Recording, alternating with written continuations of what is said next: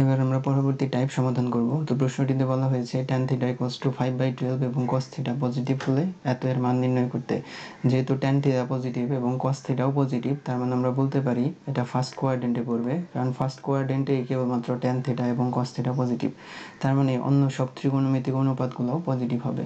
তো এই প্রশ্নটি বিভিন্নভাবে সলভ করা যায়, যেমন সূত্রের সাহায্যে sin স্কয়ার cos স্কয়ারের যে সূত্রগুলো আছে, tan স্কয়ার sec স্কয়ারের সূত্র, cosec স্কয়ার cot স্কয়ারের সূত্রগুলো দিয়ে।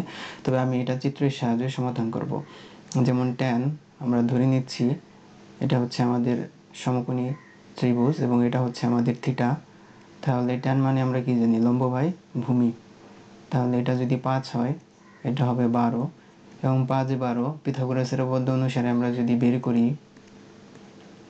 AC, তাহলে ACটা হবে AC স্কয়ার ইকুয়ালস টু পিথাগোরাসের উপপাদ্য অনুসারে AB স্কয়ার যোগ BC স্কয়ার।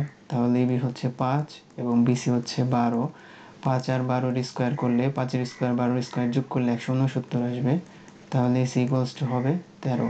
তার মানে AC এর মান 13। এবার আমরা দেখে দেখে সিম্পলি মানগুলা বসিয়ে দেব এই জায়গায়। যেমন sin মানে লম্ব বাই অতিভুজ, তাহলে লম্ব হচ্ছে আমাদের 5 এবং অতিভুজ হচ্ছে 13।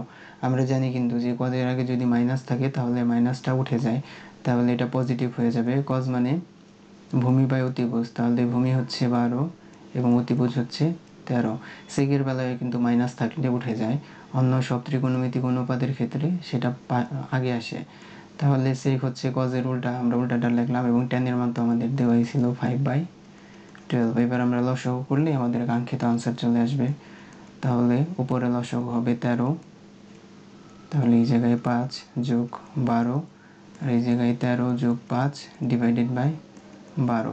5 আর 12 যদি যোগ করি তাহলে আসবে 17 আর নিচে আসবে 13 এবং ভগ্নাংশের নিচে কিছু থাকলে উল্টিয়ে যায়, তাহলে 12 যাবে উপরে এবং 5 আর 13 যোগ করলে হবে 18। এবার আমরা যদি একটু কাটাকাটি করি, এটারে সিম্পলিফাই করি, তাহলে আসবে 34/39। এটি আমাদের আনসার।